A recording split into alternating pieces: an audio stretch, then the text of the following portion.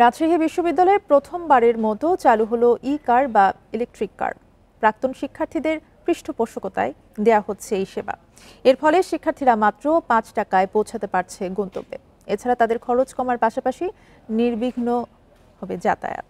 প্রায় ৭৫৩ একর জুড়ে রাজশাহী বিশ্ববিদ্যালয় ক্যাম্পাস। ৩২,০০০ শিক্ষার্থীর ক্যাম্পাসে যাতায়াতের একমাত্র বাহন এতদিন ছিল রিকশা। তবে এবার অবসান ঘটেছে যানবাহন নিয়ে ভোগান্তির। রাজশাহী বিশ্ববিদ্যালয় অ্যালামনাই অ্যাসোসিয়েশন রুয়ার পৃষ্ঠপোষকতায় বুধবার থেকে চালু হয়েছে ৫টি ইলেকট্রিক কার। প্রথমবারের মতো এমন উদ্যোগে উচ্ছ্বাসিত শিক্ষার্থীরা। অনেক হেল্পফুল হলো। আমরা অনেক সময় পৌঁছাতে দেরি হয়ে যায়, রিক্সা পাই না বা অন্যান্য কারণে। এইটা খুবই দ্রুত যাবে। সৌরজল থেকে এখানে ৫ টাকা দিতে হবে, রাজশাহী বিশ্ববিদ্যালয়ে একটা স্টুডেন্টের জন্য ১৫ টাকা কস্ট রিডিউস হবে। এর থেকে আর বড় কিছু পাওয়া নাই আমি মনে করি। এতগুলো স্টুডেন্টের জন্য এগুলো আসলে পর্যাপ্ত না। আমি চাই ধারা অব্যাহত থাক।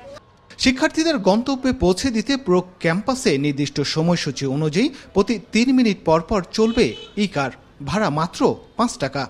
আজকে ৫টি হলেও আমাদের এই কারের কর্তৃপক্ষের সাথেও আমাদের আলাপ হয়েছে। আমরা পর্যায়ক্রমে আরো এটা বৃদ্ধি করার জন্য চেষ্টা করব।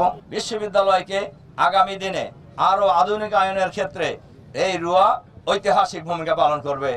বর্তমান ও ভবিষ্যৎ শিক্ষার্থীদের জন্য প্রাক্তন শিক্ষার্থীদের এমন উদ্যোগকে স্বাগত জানিয়েছে বিশ্ববিদ্যালয় প্রশাসন।